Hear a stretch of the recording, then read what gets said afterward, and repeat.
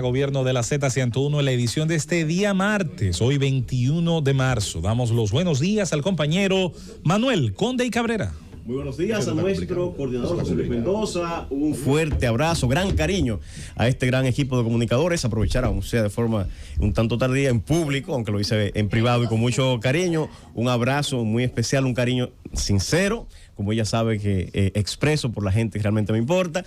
Un fuerte y gran saludo a la dirección de este medio, al equipo técnico y sobre todo a ese gran pueblo dominicano que siempre nos distingue con su atención en el programa de mayor influencia de la radio dominicana, aunque a algunos le duela.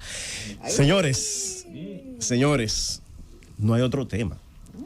El tema en el tapete es el expediente de corrupción que inició ya formalmente, vamos a decir en términos procesales, esta madrugada del domingo y que ha continuado primero con esas órdenes de arresto que fueron ejecutadas y que involucra a altos funcionarios del anterior gobierno y vinculados también al Partido de la Liberación Dominicana. Y en la noche de ayer, próximo a las 10 de la noche, el consiguiente depósito de la solicitud de medida de coerción. Este proceso, yo diría que se resume en tres hechos esenciales. Primero, vamos a decir, una línea matriz, que es el financiamiento ilícito de campaña. Todo esto son hechos presuntos, lógico está, por la etapa procesal en que se encuentra. Y en base a vamos a decir, esa línea general, tres aspectos esenciales. Uno, extracciones de recursos por vía de cubicaciones falsas o ampliaciones de cubicaciones por vía de la OISOE.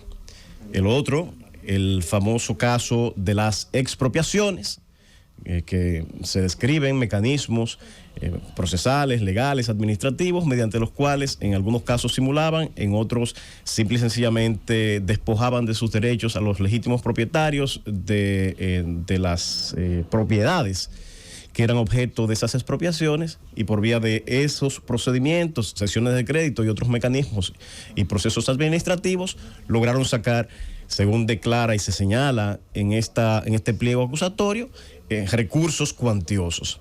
Y un tercer aspecto, que es el que tiene que ver con una estructura que permitía la existencia de bancas de lotería y máquinas de juego, tragamonedas y otros más. Permitía la existencia de estas, construyendo toda una estructura paralela con apoyo de las autoridades llamadas a supervisarlo para lograr extraer sumas de dinero que debían parar en el fisco y que se apropiaban. Yo diría que son estas, en esencia, las tres líneas que desarrolla esta investigación y por la que están siendo procesadas las personas incluidas en esta operación. En este proceso, yo quisiera dividir el análisis en la parte legal y en la parte política. En la parte legal, quiero subrayar y decir que el hecho de que usted esté siendo señalado en un proceso no quiere decir que sea culpable. Es lo primero. El principio de presunción de inocencia, entiendo que es uno de los más grandes logros procesales que ha tenido, digo yo, la humanidad. Y eso aquí, lamentablemente, querido amigo Conde, eso aquí no existe. Aquí no existe la presunción de inocencia. Aquí la presunción de inocencia la agarran y se la pasan, tú sabes por dónde. Entiendo que eso es lo primero. Entender que todos los que están siendo señalados en ese expediente, por el hecho de que estén en ese expediente, no quiere decir que sean culpables, ni que vayan a resultar condenados. Y la historia así lo ha dicho. ¿Cuántas personas no han sido procesadas? Miren el caso más reciente de Lula, que fue sometido, fue procesado, estuvo preso y al fin de cuentas resultó absuelto. Y así otros tantos casos y expedientes. Un ex presidente y ahora presidente en Brasil. No es que quizás sea el caso más paradigmático, ni que yo apoye lo que ocurrió ahí, pero bueno. Lo de Lula fue porque uno dijo que ese departamento era de él. Y Lula duró preso 15 meses. Entonces, duró preso Lula por eso. Hay quienes quieren hablar de asesinatos sumarios cuando se trata de la delincuencia común, que los procesos no existan, y ahí se parta una presunción de culpabilidad y solo salen a la defensa cuando hay este tipo de procesos. Pero qué bueno, para que se reinstale el concepto de debido proceso y el concepto de presunción de inocencia, que reitero, por más deleznable que sea el delito, por más deleznable que sea el crimen, por más reprochable, hay que partir de esa presunción. Si no partimos de esa presunción, ¿para qué están los tribunales? El Ministerio Público, su función es investigar y recoger toda la prueba para de alguna manera establecer cómo ocurrieron los hechos. Pero si fuera o existiera una presunción de culpabilidad, no se diera el siguiente paso y se pasara a una autoridad independiente, autónoma, libre en principio de todo prejuicio respecto a ese proceso, para que decida con imparcialidad respecto a esas evidencias que se le están presentando. Si no hubiera esa presunción de inocencia que hay que romper con prueba legítima, no estuvieran de más los tribunales. Pero aún en los tribunales hay margen de error, y por eso el sistema ha diseñado los recursos, señores. Una persona no se le rompe esa presunción de inocencia, ni siquiera ahora en esta etapa tan preliminar. Una simple orden de arresto no quiere decir que usted sea culpable. La medida de coerción no significa que usted sea culpable. Es más, la exigencia procesal es tan leve. Óigame, lo que dice el Código Procesal Penal en el artículo 227, lo único que exige para que se proceda con una medida de coerción es que existan elementos de prueba suficientes para sostener razonablemente que el imputado es con probabilidad autor o cómplice de una infracción. Esa es la exigencia probatoria. Agregada a esta, los llamados presupuestos de riesgo de fuga. Entonces, en ese orden, y quisiera dejar claro y sentado esto, todos los que están señalados en ese expediente hay que presumirle su inocencia, y por eso no se puede hablar de manera contundente que son culpables de los hechos que se le indilgan. Dicho esto, vamos a la siguiente etapa. Se va a conocer una medida de coerción. En esa medida de coerción, como hemos dicho, no se va a establecer si se es culpable o se es inocente. Hay que estar claro en eso.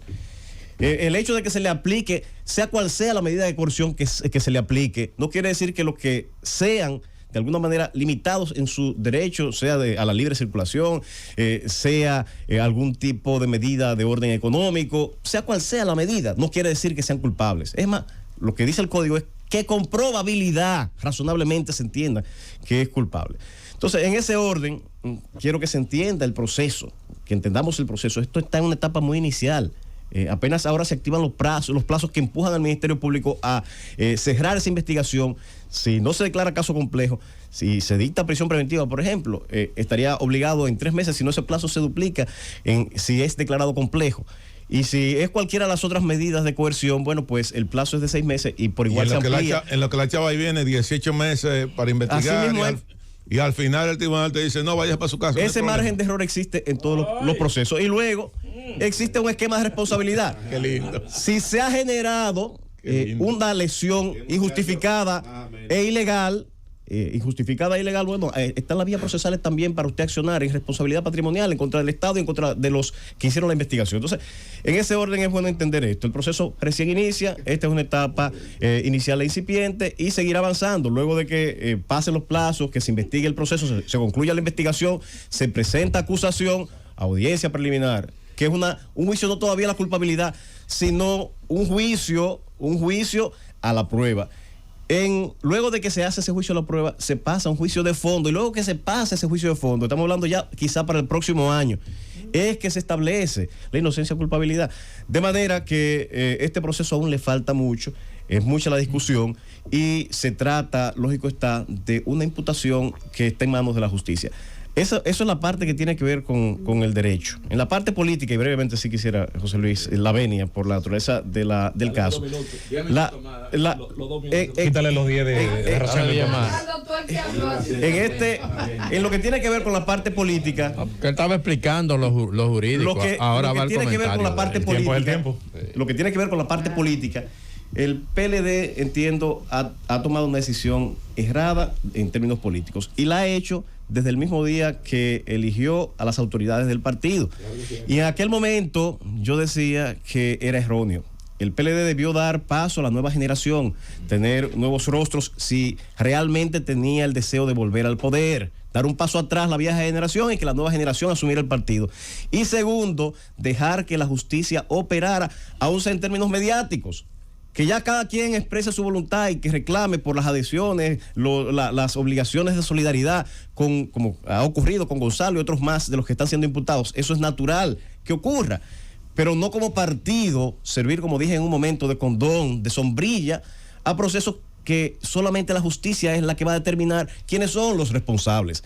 Entiendo que no es estratégica la decisión que ha tomado la alta dirección y conspira con las aspiraciones legítimas que tiene su candidato presidencial, Abel Martínez, y todos aquellos que tienen aspiraciones locales, a los aspirantes a senadores, a diputados y alcaldes, y después se preguntan por qué hay una estampida de su militancia, y es porque precisamente en ese tipo de decisiones se vislumbra que el interés es proteger a un grupo dentro de ese partido que se beneficiaron presuntamente de ciertas acciones cuestionables, dolosas, ocurridas en la pasada administración, y no el real propósito de todo partido político, que es alcanzar el poder. La estrategia de decir que es responsabilidad de Luis Abinader, entiendo que es errónea. Primero, porque es ilógico. Segundo, porque es falsa. Porque Luis desde el primer día se ha separado de los asuntos judiciales, se ha separado del Ministerio Público y le ha dado plena independencia.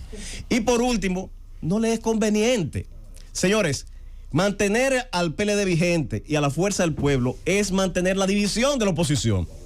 En términos estratégicos no le conviene esa estrategia, si así fuera, al partido de gobierno, porque coloca a Leonel Fernández en la línea de adentro para ser el principal contendor y divide solamente el pastel en dos, generando un escenario de segunda vuelta. Entonces, señores del PLD, ese enfoque es incorrecto, porque en realidad, en términos estratégicos, y ya para cerrar nuestro comentario, uno de los principales perjudicados de que se impulse ese proceso es el partido de gobierno, aunque las acciones persecutorias sean legítimas, sean, como se ha demostrado, total y plenamente independientes.